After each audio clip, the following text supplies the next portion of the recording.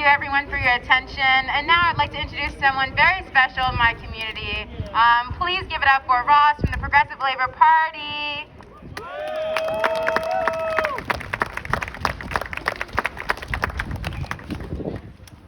I am here to talk about imperialism and the importance of international solidarity.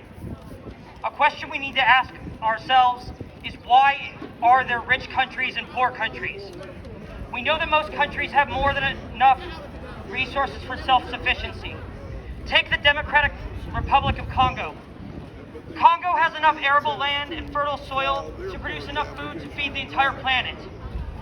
But they are not food self-sufficient and suffer from hunger. That is absurdity. So what is the underpinning market relations that cause this absurdity? Why in Kenya do you have people suffering from malnutrition and 4% of their nation has HIV, but instead of producing medicine and food, they produce coffee and tea, luxury goods? Why do this? The first thing we must understand is our society is built around profit. Investment must become a return on that investment. If that doesn't happen, the capitalists and the board members lose investors and stocks lose value. This necessitates growth.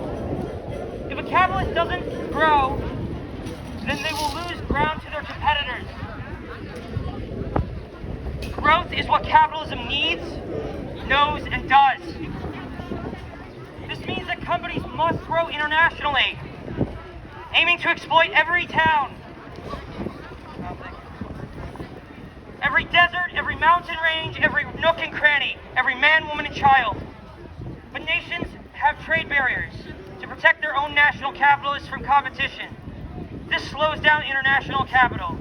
These international corporations work with their states to set up international financial and military institutions, such as the American dollar, trade deals, NATO, the IMF, the World Bank, the CFA zone, and the African Development Fund, to exploit nations and put them in a state of perpetual debt.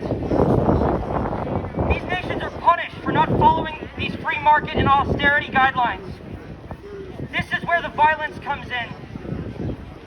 And this is why in Afghanistan, there are places where when someone hears a plane, they weep out of fear of a drone strike. Iraq was invaded because they refused to use the US dollar in trade and sell its oil to the West. NAFTA had to exist to rip up the Mexican peasantry. For how else would the American corn industry thrive there? All the coups in Haiti, the sponsored tyrants in Africa, the Chilean coup of 73, the US support of the Contras and other death squads, the Banana Republics, the Honduran coup in 2009, the recent coup in Bolivia, the sanctions in Iran, Venezuela, and Yemen, and of course the Afghan war. We could go on. So what is imperialism? Imperialism is the financial domination of certain nations for the purposes of economic growth. Imperialists require the super exploitation of sections of the international working class in support of international capital. But when a Guatemalan baby cries, it's no different than the cries of an American baby. While these babies' cries are the same, one goes unheard because of the financial and military institutions that make up imperialism. This is why the bombing never stops. This is why virtually all of Congress, including Bernie, voted for the Afghan war. This is why the State Department spends so much time trying to convince us Iran or China is our enemy. This is why we need an international working class revolution.